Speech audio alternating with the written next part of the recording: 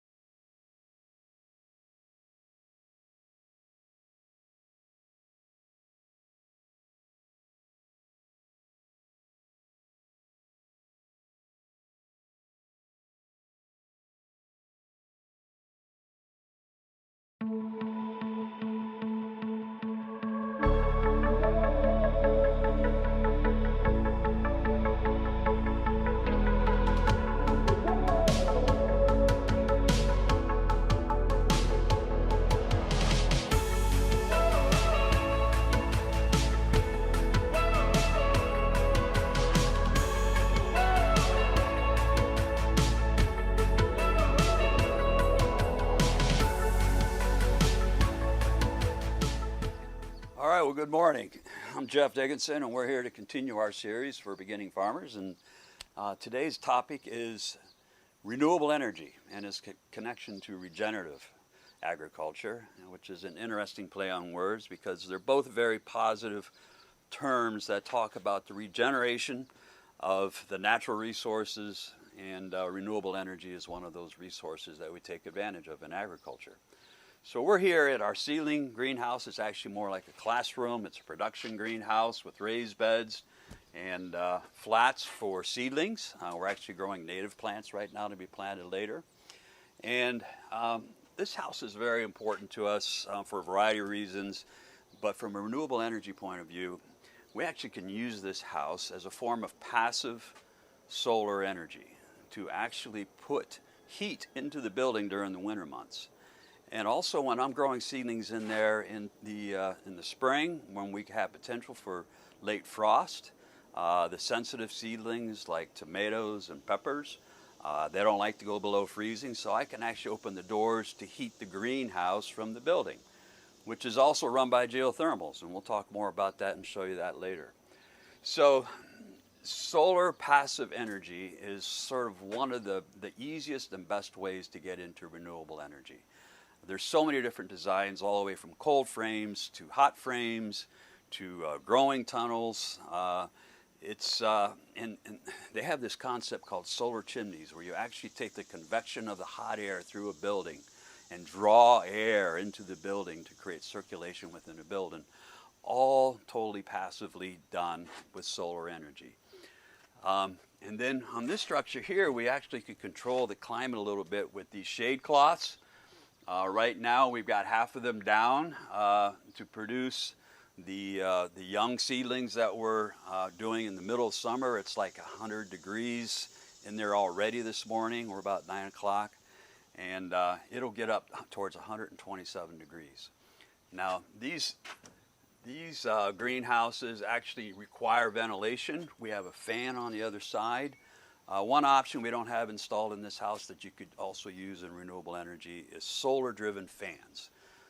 Mostly like ceiling or roof type fans that actually come on when the sun is shining bright, and this is perfectly timed to work. And that sort of begs to the concept that I'm real excited about, that I've been following for years. It's called appropriate technology. The connection of technology and other renewable resources to create a technology or a purpose to get some other things done. So this is just our first stop, and we're going to go on take a look at the geothermal system next.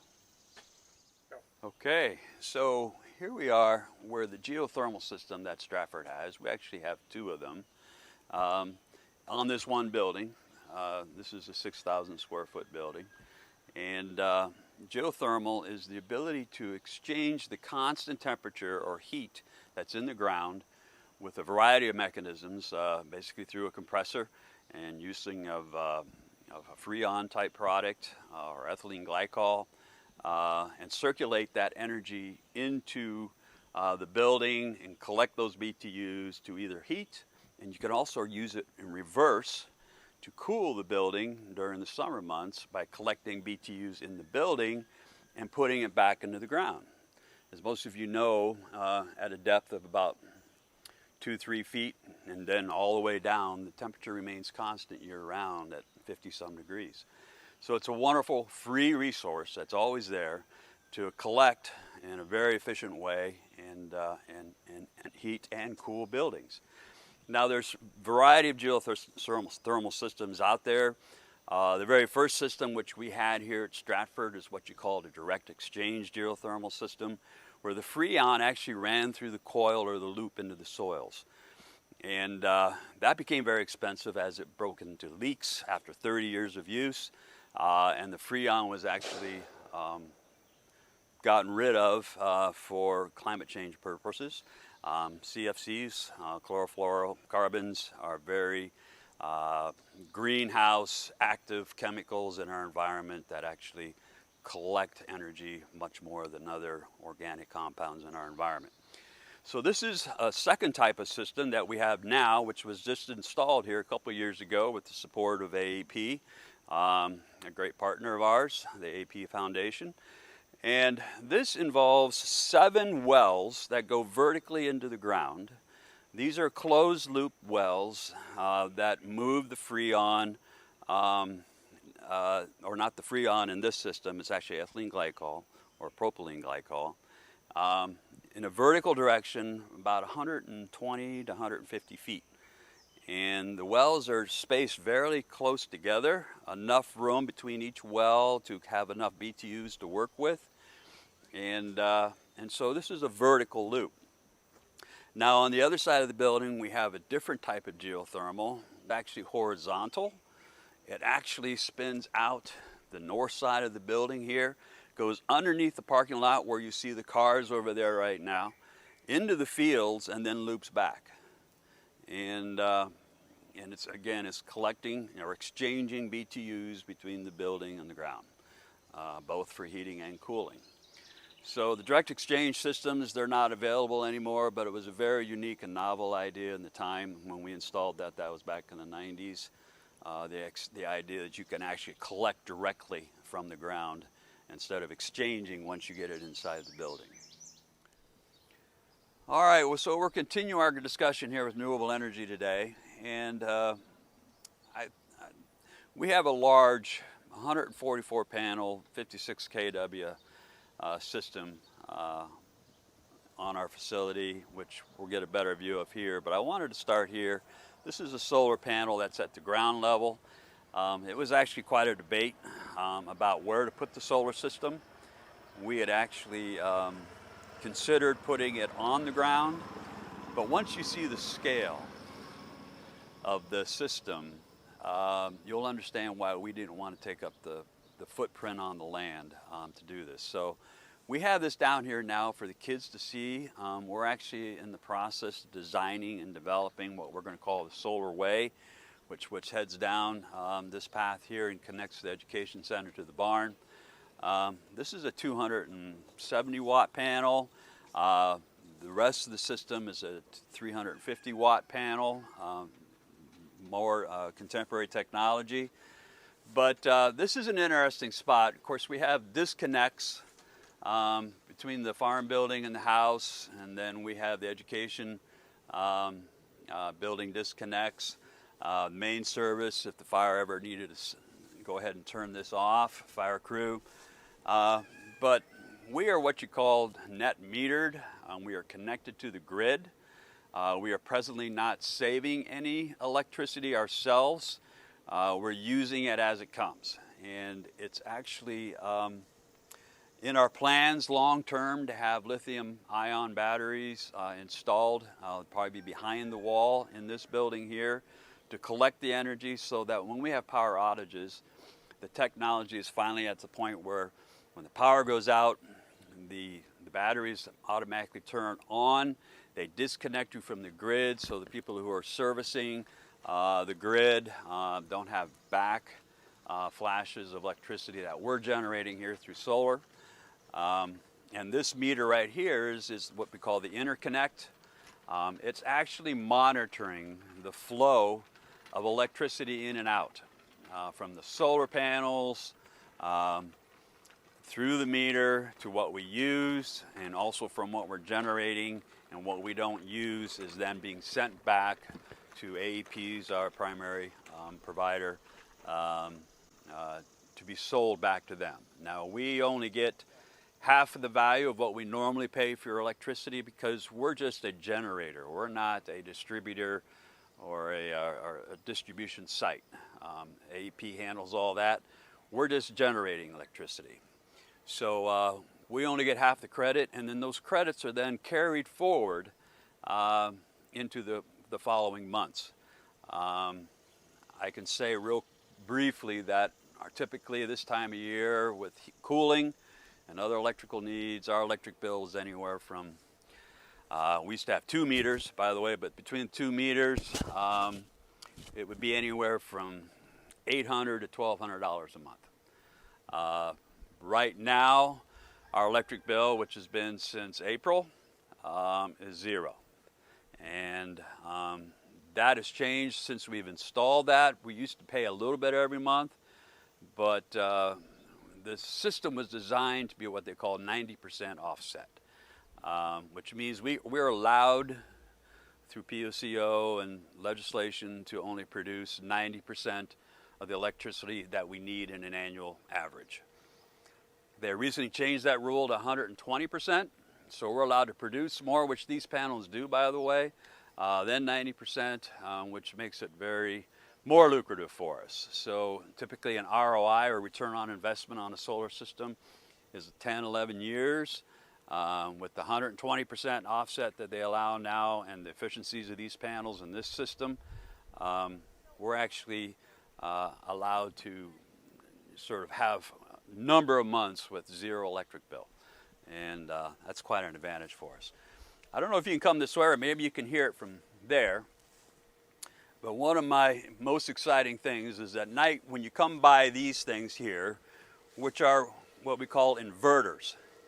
And each of these inverters actually handle a portion of the 144 panels that are up on our roofs. our barn and our machine shed. So it's divvied out that way. And at night, these things are dead quiet because they're not doing anything. But and this is actually a quiet day. We have a little bit more haze in the air when it's clear and it's really coming on strong. These inverters hum. Now, if you can hear them on top of all the farm equipment that's going on around here, that would be great, because I find this very exciting. I can only imagine when you tell a kid when they're standing here looking at these and listening to this, that's solar energy coming through the panels at such a fast pace. It's like water through a dam. It's just so pent up, it wants to go somewhere. So anyway, this solar wave is going to be an education display. Another feature over here I'd like to show you, I'm sort of proud of, and we're getting ready to landscape this out with some pavers, is as hybrid and electric cars are becoming more and more popular, Stratford is actually a charging point for Central Ohio for our visitors when they come here. We do not charge, but we have a suggested donation for that. And we could actually, we have enough room here to have 2 cars share, single port here, and while they're here during the day for their programs. Okay, so here we are on the other side of the machine shed. We were back in this corner here originally to show you the panels, and we're at the trailhead of the Sugar Shack Trail. So if you come to Stratford and you want to see it, you have to come to the trailhead for the Sugar Shack Trail, and we can show you how to get here. It's between the barn, machine shed, and the farmhouses up the hill there. So again, 144 panels, and the pitch is interesting. There's an ideal pitch for our latitude. For a year-round average, I think it's 32, 34, somewhere in there degrees. These are more in the 20+ degree range. These on the barn are actually more ideally suited for the winter months, and these are a little bit tighter pitched. They're probably closer to 20 degrees. They're more effective during the summer months. So if you see that section open below this group of panels on the barn here, since we're now at 120% offset, if we could get a little more offset allowed through legislation in the POCO, I would love to see another array go on that angle there. That's more like 45 degrees, and that would be ideal for the middle of winter. And these would be down, any potential shading or shadow would be gone, and that would really boost the system and our capacity here, especially if we're going to start storing electricity. And one other thing we wanted to mention today is behind me, you'll notice that we got our large compost piles. We basically spent the winter underwater this year, and this is what I call a quick muck, so I'm not destroying land by running tractors to muck the barn in the middle of the winter. So the quick muck is I just take the tractor in, bring it in, and pile it up. That pile was originally 3 times higher. So that's how fast composting breaks things down. We haven't moved it yet. That's part of the process of making compost. But I wanted to point out that look at the dark color of that. I mean, that used to be straw, hay, and bedding and manure, and it's actually happening very quick. And it's funny that the final product is the same color as petroleum.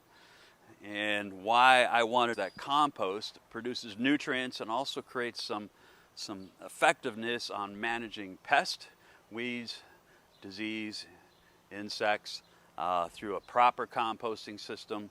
So to us, this is solid gold instead of liquid gold, and we're basically offsetting our need or requirement for petroleum inputs to farm on this regenerative farm. Alrighty, so here's another what I call a great example of appropriate technology used with renewable energy. We are a grass-based farm, and actually I should stop and remind you that our entire farm, being a grass-based farm, is a solar collector. And the renewable energy, the energy we're talking about here, is food. Food is energy. So you can see we've got a pasture stockpiled, getting ready for the cows to come in from another pasture. I've closed it off from the other animals who are heading north now into a pasture we just opened up yesterday. So they're quite pleased to get out here and get that fresh, tender grass. But this, to me, is the biggest example of renewable energy we've got, and that's the grass-based production. No fossil fuels involved other than the seed that we buy and the tractors we use to plow and put the seed into the ground. So back to appropriate technology. This is a fencer, a solar fencer. It's a very powerful and useful tool, because I have paddocks, like this field right here is divided into 3 separate paddocks. So I can control the grazing. It's called prescribed grazing or intensive grazing management. And so I can move this around where the animals are, and I have a few of these on hand so I can have different cells for different groups of animals. This one is a 5-mile fencer. It has an output of 0.10 joules. That's a joule is 1,000 kilowatts. And it stores a 0.13 joules. And the stored is what actually gives it the punch. This will light you up. This is something we're always warning the kids about, because it is hot, but it's an intermittent hot. It's on, off, on, off. It's building up those joules inside of it and then releases it, and it's very effective. We have this system set up. This is a 7-wire system. Actually, this is a 6 here. We always make the bottom wire hot because a lot of animals want to push both ways. So this is not just to keep animals in, but to keep predators out. And then we have a ground wire, and then hot ground. And this is a system that is very effective, and it's portable and appropriate technology. Again, small scale, linked to renewable energy resources or limited use resource technology. Very valuable concept. Alrighty, so this is our final stop for today, and I brought you down to the pond, and we're sitting in a brand new pavilion. We call it the Prairie Pavilion. It was completely funded and built by our farm hands. It actually is a structure that will ultimately be used for hay in the winter months, but in the meantime, in the summer, so we can utilize it for shade and gathering of some people. We bring a lot of kids in for fishing, and program is something that we do here at Stratford. That's our product, more than farm goods. So we came down here because this is a standalone structure. We're about a quarter of a mile from the nearest electrical hookup, and part of the original concept was that we would completely create an independent solar-driven facility to accomplish a couple things. One is a pond aerator. We just recently renovated this pond last year. We're trying to bring the non-invasive species in. We're trying to manage the fish population more. We do have a large number of fishing kids coming through here with our programs. So the aeration system actually helps us to reduce the amount of nutrients we're building up in here through all the biomass and vegetation that we're growing in the pond. So and the other sort of features or needs that we have in here is maybe some lighting, so if I got to come and get hay at night, or if we're going to do some evening program in here. So the solar panels will actually go on the roof above us. Right now, we've got it designed for 4 panels. And we'll probably have 1 panel here on the ground, again, for the kids to see close up and personal. And while we're in the process right now sort of buying those components, we've opted for a custom design on the solar system with integrating all these pieces and parts and goals. And so while we're waiting for that to be built, we're presently using a gas-driven generator. We considered using a solar generator. They make them now that are nothing but inverters that solar panels connect to with lithium-ion batteries in it that collect electricity, and then you discharge it through your needs, and you're constantly recharging with the solar panels. So, so that will go away, and in addition to losing the noise and the combustible fuels, we're going to gain a lot of sort of feel good, or keeping the environment clean feeling with the whole process. Another feature I would like to add down here is they now are very popular high efficiency wind generators. We've all seen the large turbine type generators. They produce a lot of electricity, but as you've noticed, requires a large field of many of them. They're very large. There's some environmental impacts that people are thinking and worried about. The new high efficiency windmills are more like spinning mobiles, and they don't even have to be more than 8-10 feet high, and you can take advantage of hillsides to catch more wind. But the system I'm looking at is rated at about 3,000 watts. It's very cheap, very reasonable. It would make a great addition to a lithium-ion battery system, which this system will have. And again, quiet and environmentally safe and friendly. And so that'll be another feature. Now, I should point out that this whole concept and idea of the technology applied to this structure is in support, again, with AEP Foundation. And through their support, we're actually designing and building STEM programming for our children: science, technology, engineering, and math. And very popular, high priority for AEP. And so when the kids come here, and we're eventually allowed to bring kids back in here, we'll be teaching them how all these components and pieces interact and interrelate with each other. And so it's a nice vision. We're looking at the prairie here. The white gourds over here are the purple martins that are full of purple martin families right now. In the prairie, you see another group of bluebird boxes, which are houses for tree swallows and our bluebirds. A great group of volunteers that help us maintain all these. The green tower across the pond there, that's a chimney swift tower. That's been there for 2 years. It takes at least that long before the chimney swifts recognize it on their migration path as a potential home for somebody during the breeding season.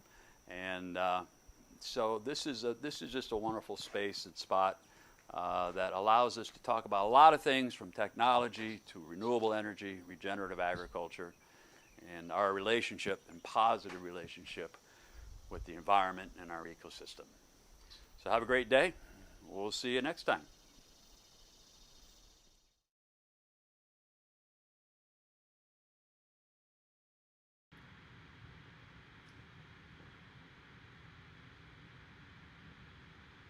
All right, everybody. So that was our kind of breakdown of the renewable energy that we utilize at Stratford Ecological Center.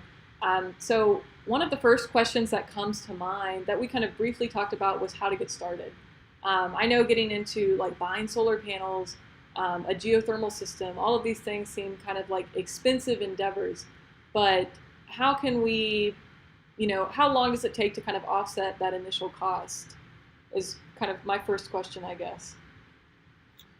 Yeah, well, with the passive solar system, the initial cost is actually quite minimal, because you can design into the structure itself those requirements that make passive solar structures work. You're obviously building a cold frame to grow in, so the benefits, you're getting return on investment right away. For sure.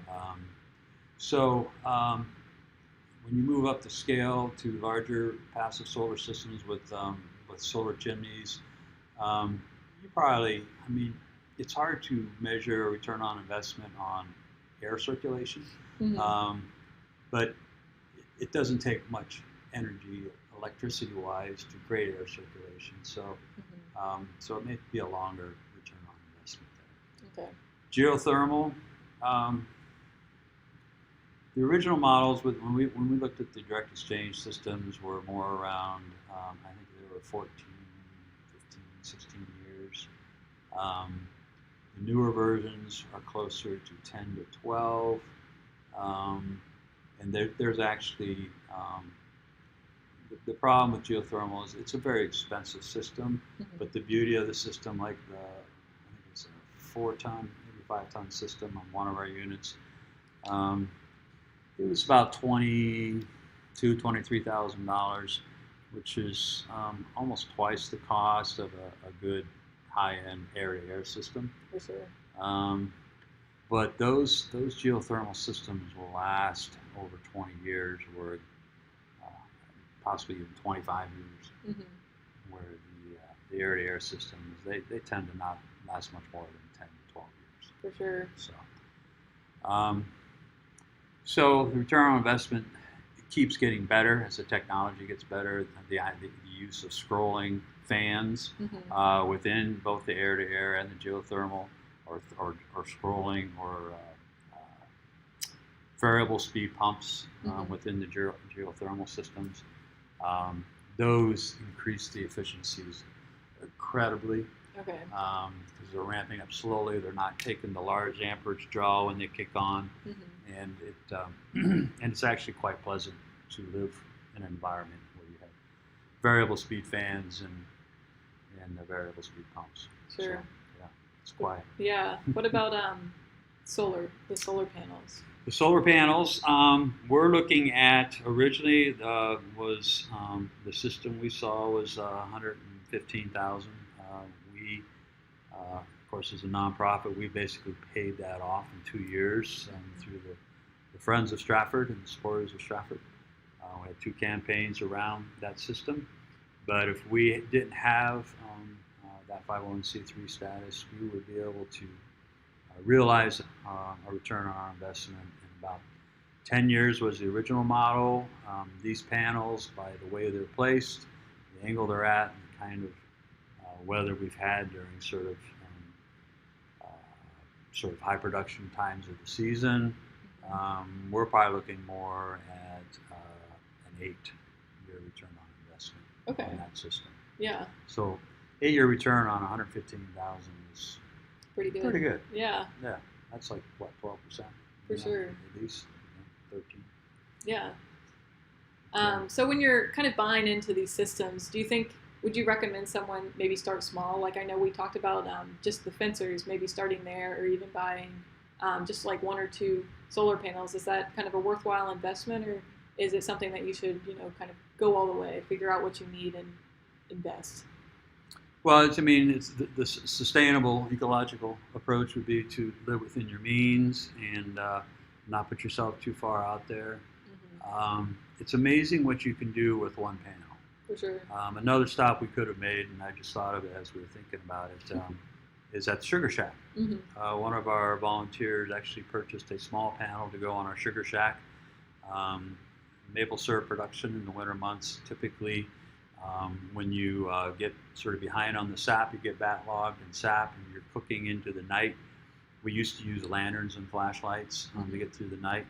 But with that panel, that 1 panel, it's probably 24 by 30 kind of size panel with a small inverter and a battery to sort of store the energy during the day and expel it during the night. Sure. I can actually run a light just about all night long. And I've also have run a light and a cable.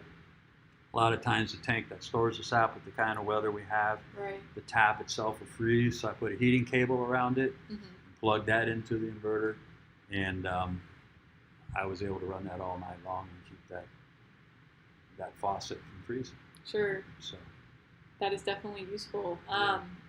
So I think it's like important to bring up that we use, like gasoline and diesel for our farm equipment. Do you see kind of like a future of a way like past that? I would like to think so. I think 2 things would have to happen. We'd have to rethink our scale to be more along the lines of European scales of farming, perhaps the Asian scales too. They are very much smaller scaled in terms of the equipment they use, the size of the equipment, the amount of horsepower they need. Germany and Japan and even China are much more technologically advanced than us in the small farm equipment realm. There's some gleaners and harvesters in both sides of the world that make me salivate. They're such beautiful, beautiful instruments and machines. So if you get down at that scale, then it's very conceivable to think about a totally battery-driven type of farm, piece of equipment.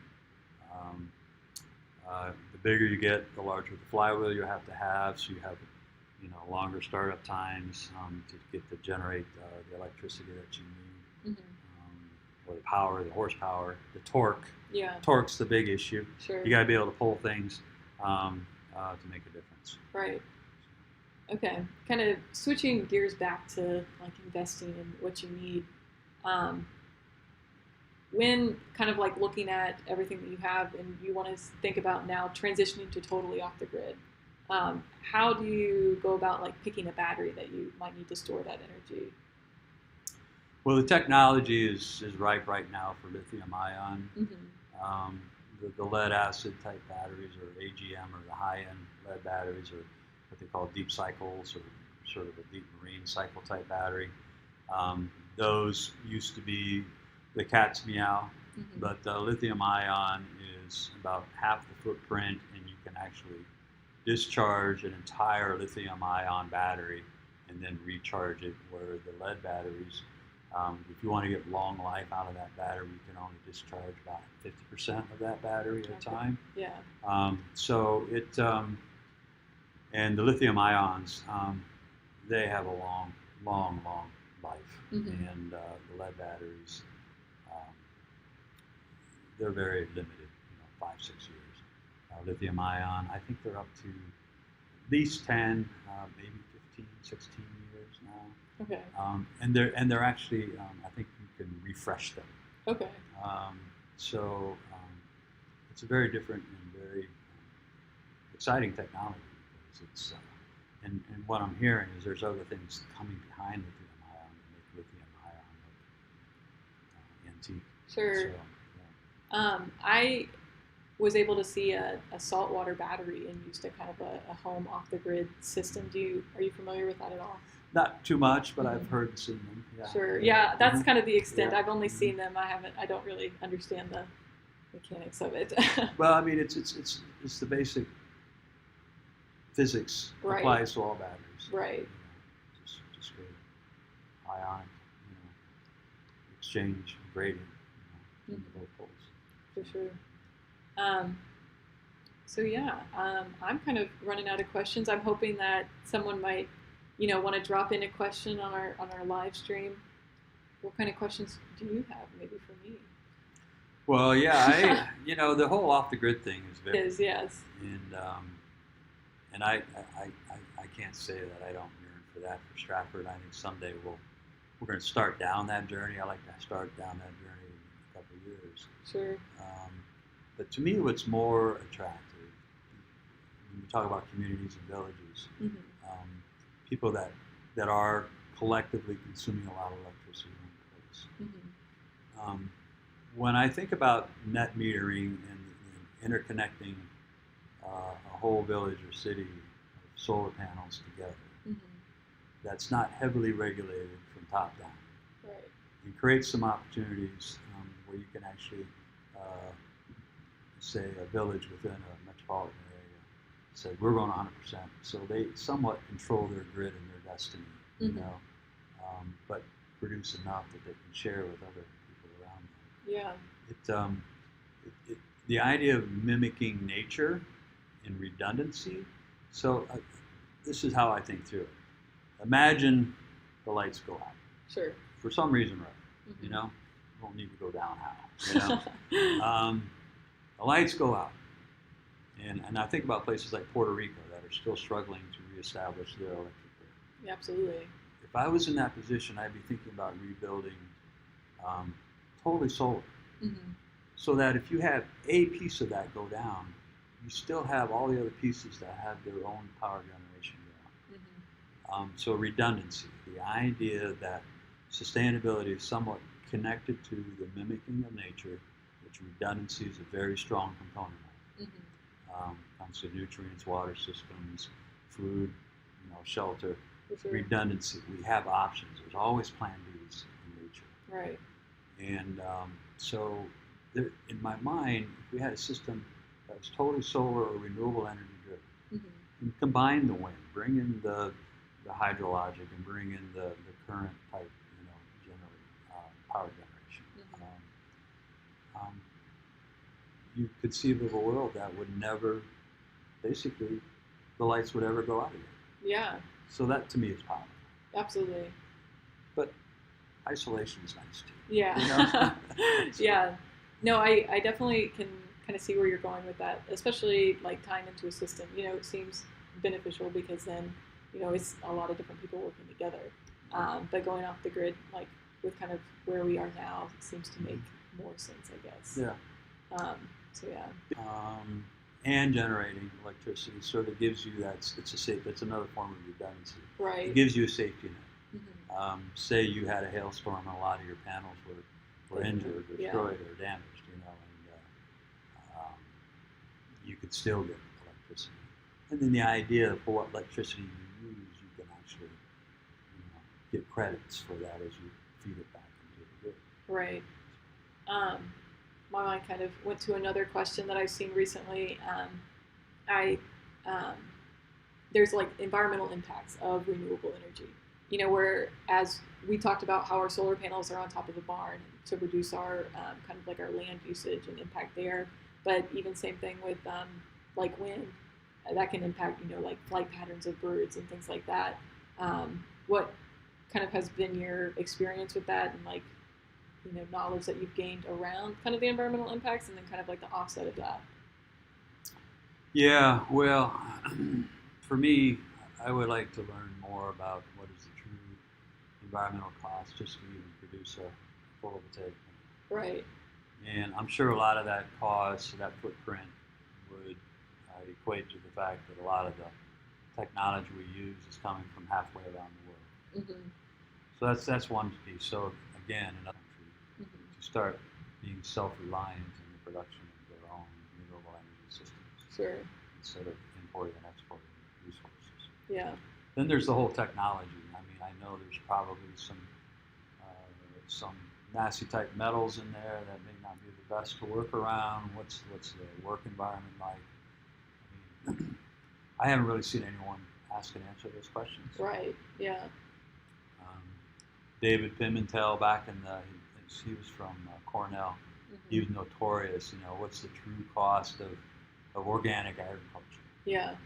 Versus conventional agriculture. Mm-hmm. He reminded the world that, an organic farmer back in the 70s would actually have to cross the field sometimes 6-7 times in that same tractor to accomplish all that he needed to accomplish to manage the weeds, get the tilth, put the sod down or put the cover crop down, the planting, and then the cultivating after. So you say, okay, we're organic, but we're using all these petroleum-based fuels to run these tractors back and forth across the field multiple times. For sure. So, like everything we pursue, we need to stop eventually and say, hey, what's the real cost of going renewable? But usually with real costs comes real opportunities too, and new enterprises and new ways to think about how we do things, how we decentralize things, how we localize things, how we aggregate things, versus this sort of global economy we've created for ourselves, which presently has created some health risks along with it. Right, yeah. So, that's kind of what I've seen too. But offset is like there's still the benefits that we need to be aware of. So we have a question by Rebecca. So Rebecca wants to know about the expensiveness of wind turbines. So we talked about kind of wind turbines and how they're relatively affordable. Do you know kind of off the top of your head how much a wind turbine might be? I'm actually looking at one that I want to purchase as a supplement that, and I don't know how real it is, because they're actually in the last year or so, there's been a lot of sort of fake marketing sites offering things at just crazy cheap prices. But what I found, if you're willing to wait 3-4 months and think you've been scammed during that period of time, it actually shows up someday. So, but anyway, the one I'm looking at is a 3,000 watt generator that is about the size of a large trash can. It's mobile style. It has fancy wings that spins on a vertical axis. It doesn't have to be very high. Of course, placing it in places where the wind. That one system for 3,000 watts was $269. Oh wow. It's worth a shot just to see it and try it. Yeah, you for know? sure. And of course, it goes up from there. But you'd be surprised if you just Google high efficiency electric wind generators. You'd be surprised at the variety of designs and cost that are associated with them, and they're very user friendly. Mm-hmm. Just put them up, plug in whatever you're storing your electricity or using electricity from, and through your inverter. Yeah, so the inverters, it's a whole nother question. Inverters for large solar systems like the one we looked at, they can be quite a few $100s each unit, Okay. up towards 1,000. Yeah. You know? But for something like small like that, you've all seen them. We buy inverters between our car battery and our boom box we got in the back of our car. Right. You know, those things are what, $30? Yeah. You know, so it's so on that scale, you don't necessarily need to be a lot of money. Yeah. I hope that answers your question, Rebecca. So, relatively affordable and pretty easy to use. It sounds like when you're looking at kind of a scaled down version of what we see when you go like out to Kansas or something. Those giant wind turbines. Right. So yeah, anybody else, feel free to any questions. We are ready to answer them. Yeah.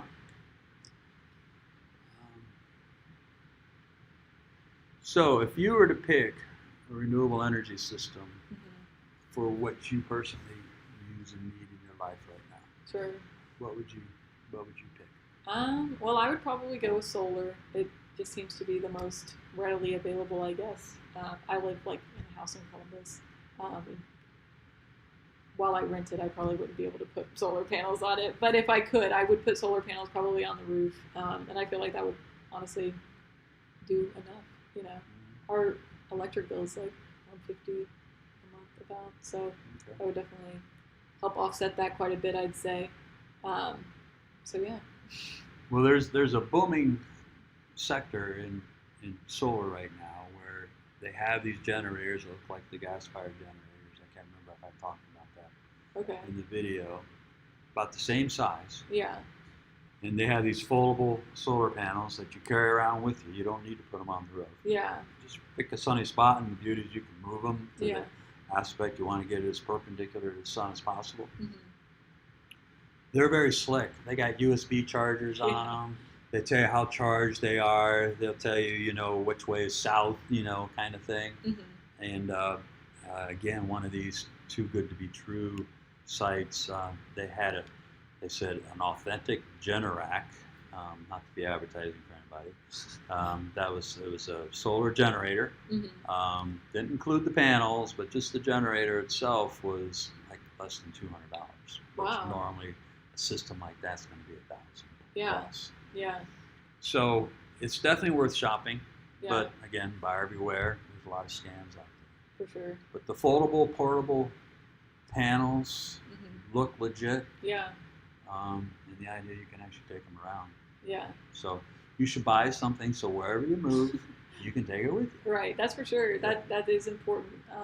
I know even I was looking at, you can get like a little solar panel phone like case that charges your phone, like Exactly. anytime you want. We do have another question, but I wanted to add kind of to my original answer with the solar panels, and kind of a plug for next week's talk is biochar. And so like biochar is a really neat renewable energy source that we can use even for pretty much, it seems like everything, I guess, Right. While it may not be, energizing my home or anything, it can be used as an energy source for growing food, for use in like compost, anything like that in the soil. So Rebecca also wants to ask about the feasibility of solar panels in Ohio. So we keep talking about it, and like you mentioned, we have solar at Stratford. So have you found it to be pretty successful within like the 5 or 6 months of the year that we get relatively low sun? Or Oh, it's amazing. I'm actually blown away how much we can generate here in Ohio. Columbus has a bad rep as being a gray town, yeah, but climate change is definitely changing that equation, not necessarily for the better and for a lot of other reasons. But say the technology is at the point, if we are in the 70s or the 80s, it doesn't make sense. uh-huh. But now the technology and numbers make sense. When you get an ROI on anything of 10 years or less, I mean, what more could we want to do energy production? For sure. So yes, it's very feasible for Ohio. Awesome. So I think that's a pretty clear answer for Rebecca on the feasibility of solar in Ohio. I know we talked about how you can get like 120% of what you are producing, so you're able to kind of use that credit towards another part of the year. So I think that that's something that kind of adds to that answer. Very much so. Yeah. So feel free, keep asking questions. We'll keep chatting. So I think we were kind of talking about this before our live stream, but what renewable energy are you able to use at your home? We're using a high efficiency air-to-air heat pump. Mm-hmm. It used to be geothermal, the direct exchange system that we used to have. It's actually very efficient. It actually has its own ROI in terms of energy savings, which is around, I think, 10 years again. And it seems like the footprint's very light. What's interesting about the new air-to-air heat pumps is they can actually go down to 15 degrees. And to me, it's just hard to fathom how you pull a BTU out of 15-degree air. Yeah. But they can, and they don't seem to be working hard to do so. And keep your air filters clean to maintain that efficiency. And yeah, it's pretty impressive stuff. Yeah. Otherwise, we got a lot of solar, passive solar type orientation. Sure. Sometimes the house is warmer than I like because we have a lot of windows. And we are semi-earth burned, which is a great feature. People who sort of swear or cuss at their earth burned or split levels houses, keep in mind that that's actually helping you conserve energy in both the winter and the summer. Sure. So our house is like that. And next to our house, we have our own greenhouse. Now, I don't have plumbing from the greenhouse, air plumbing from the greenhouse to the house yet. But that's coming. Yeah, yeah. My dream would actually to have a greenhouse attached to the house. Okay, yeah. I would love that. For sure. Because the way it's a split level, I can actually have a 2-story greenhouse, do a lot of high-story production off baskets and hanging trays, and exchange that heat in the winter months. So yeah, there's all kinds of exciting things. Oh, absolutely. It seems to be endless, kind of the possibilities there. So I'm thinking we'll go ahead and wrap up. So today we had an awesome discussion about kind of a lot of the different renewable energy systems that we utilize, but then also kind of some of the future possibilities that exist at Stratford and even at our own homes that you can use, whether you're an agriculturalist or just someone that's looking to be more sustainable and renewable in your energy consumptions. I know we are all huge consumers of energy in our lives, whether it be our cars, our phones, the light bulbs in our house. We're constantly consuming energy. So it's something that we can sometimes easily forget, but it's something that's always there.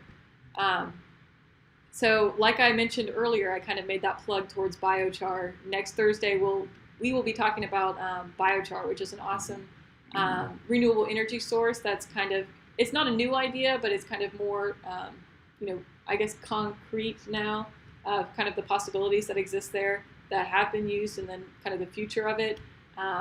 As you can tell, it's still kind of an abstract idea to me, but we have someone coming in that's super excited about it and pretty knowledgeable about biochar as well. So I'm looking forward to you all learning about that. Jeff, do you have anything else you want to add for today's segment? No, I just, for all the listeners out there, I just say the future looks bright. In fact, it's so bright you might have to wear shades. So Yeah. when it comes to renewable energy. So keep your eyes out because the technology is advancing very fast. Read the small print. Anyone approaches you says, I can put solar on your roof for nothing. That's true. It can happen. But it comes down to the ownership and who ultimately owns it and who's getting the credits and the benefits that the programs that are out there still provide. So. For sure. Absolutely. I think also, too, kind of, the cost of renewable energy is going to be, cheaper than, gas and oil and coal pretty soon time to get there. So, like Jeff said, the future looks bright. So thank you for tuning in this week. If you have not yet, please like and subscribe. And remember that we will be on next Thursday at 4 o'clock. So thank you again.